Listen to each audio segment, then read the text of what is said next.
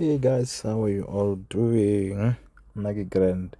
Well, remember yesterday I made a video about the caption was it was, I think you can check it on YouTube. It's 6 tricks about what trendline.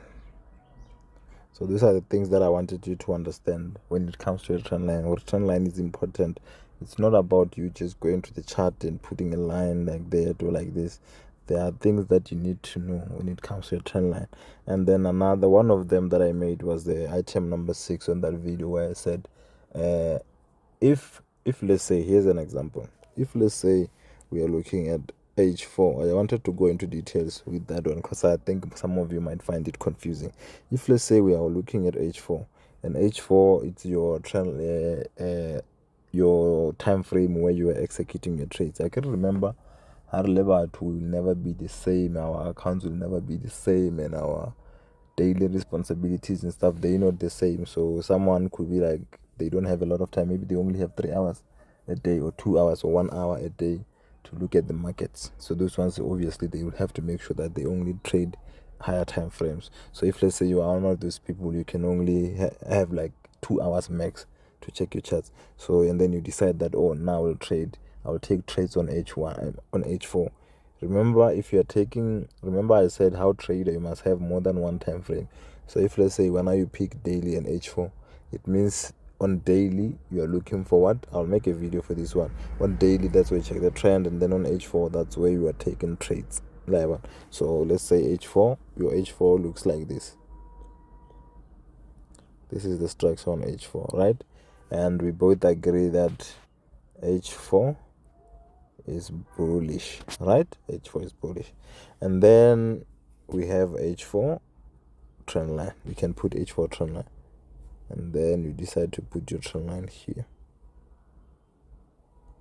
I can remember one of the tricks was that for us to put a trend line there, we must have a higher than that, and we do have it. So that trend line is accurate, né?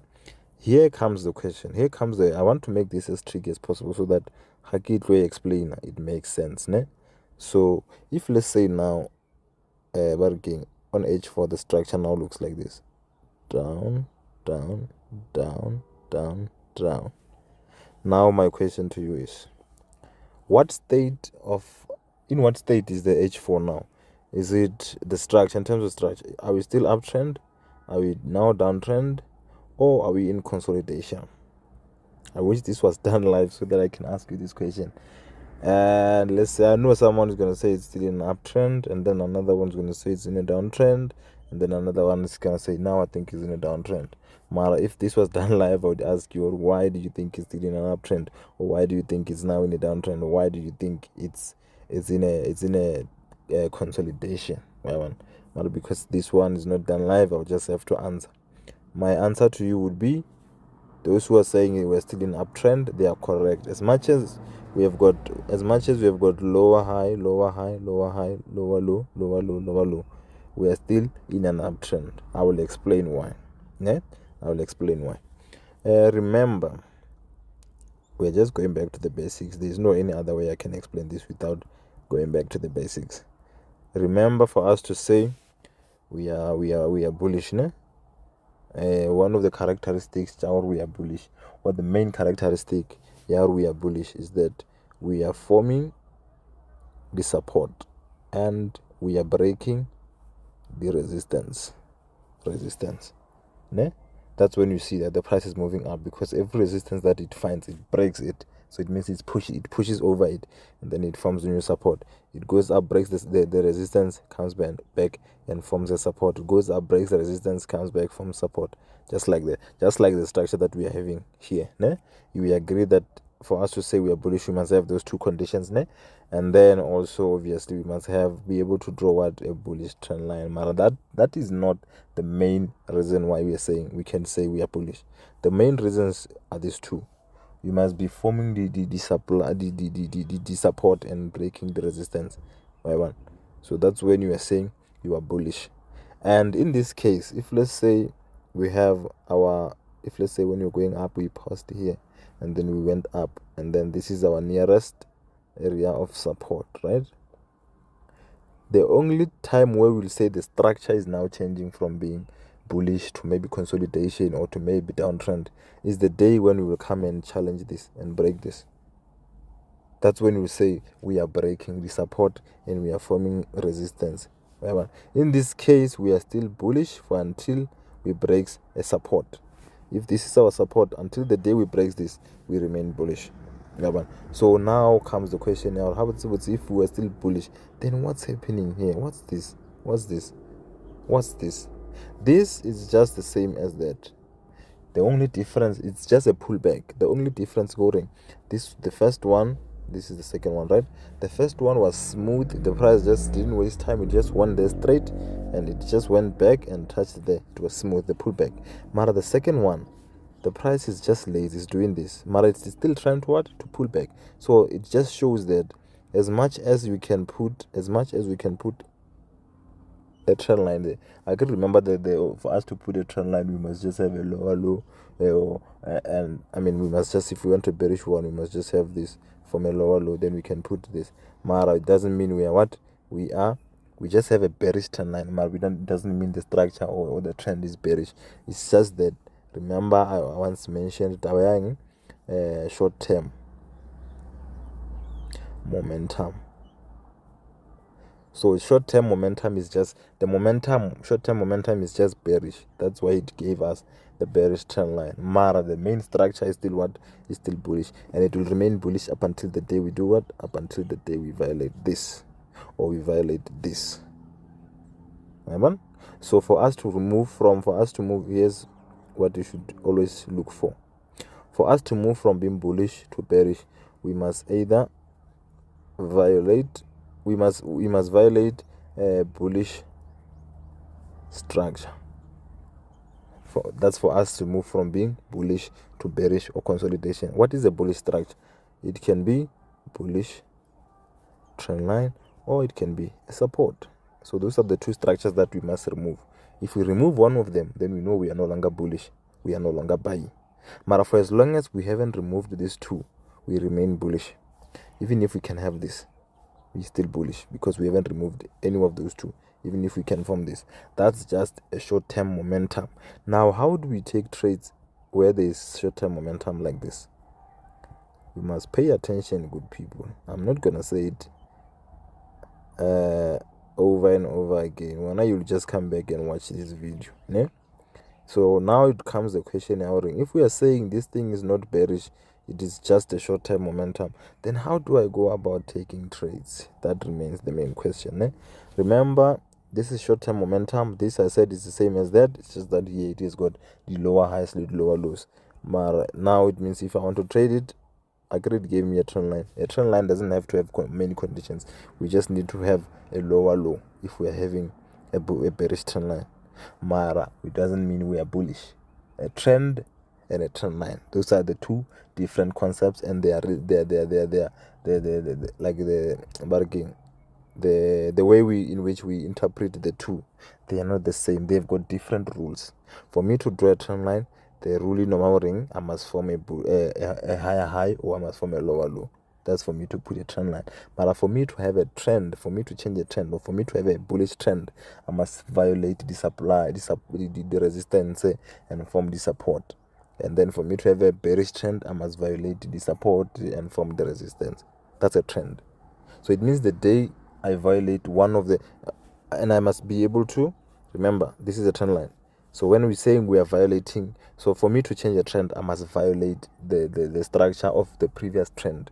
For me to go bullish, I must violate the structure of bearish move, which means it can be a bearish trend line or it can be a resistance. So in this case, for as long as we don't violate, if let's say we have our support there, as long as we don't take it out, we remain bullish. Then it comes a question, how do I trade? This is still our H4.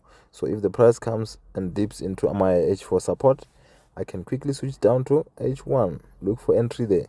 If let's say I get a pin bar, if I feel like this zone, remember I said you are trading H4 is your execution time frame, but it doesn't mean if you feel like the zone is too big, you can't go down. For as long as you go down and take trades at the same area that you wanted to take trades from, even on the bigger time frame. So I can quickly switch down to H1, look for reversal patterns there, and then I take a buy. Then remember, when I'm going up, I can exit there. So now this is what I'll do when I'm going up. When we're going up, because I know we are bouncing from H4 support, and H4 is bullish, and it doesn't mean this short-term momentum trend line can't cause a friction. So when the price goes up to the trend line short term, here's what you can do. You can close. Let's just remove some of this stuff so that I'll be able to write here for you to see. You've got options. These are the things that you can do when the price gets there. Number one, close your entire position or your entire trade. If you open 0.1, you can close the whole thing, because you're saying price can find resistance there. Number two, close half, and after closing half, you've got two options. You can move the remaining half to break even, meaning if your stop loss was there, after closing half, you move the stop loss to where you entered, so that if the price gets resistance, then it comes back, it takes you out with 0 on the remaining position after closing half.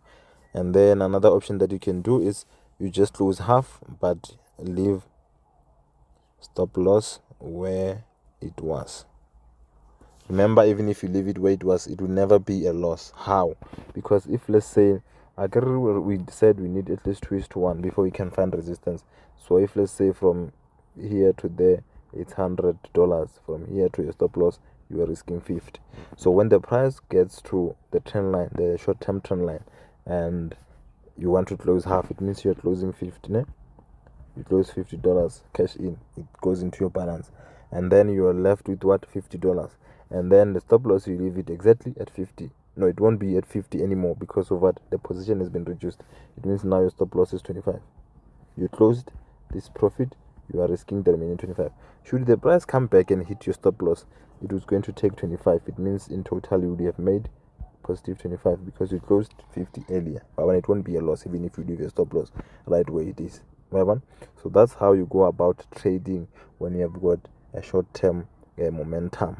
It doesn't mean there's a new trend. No, it is not a bearish trend. It is not consolidation. We will only move into consolidation the day we break this, the day we break the trend line. So if we are moving into consolidation, it means we are no longer buying. We can only buy if the space, your consolidation, is big enough. If we are consolidating like this, if the space between this and that is big enough, we can buy from this, sell there, exit here. So we'll do that up until the day we decide to buy here, and the price goes down, it takes us out. It means the consolidation is over, we are now bearish. Then we can start searching for selling opportunities and continue like that. That's the cycle. That's how you go about doing the thing of trading, good people.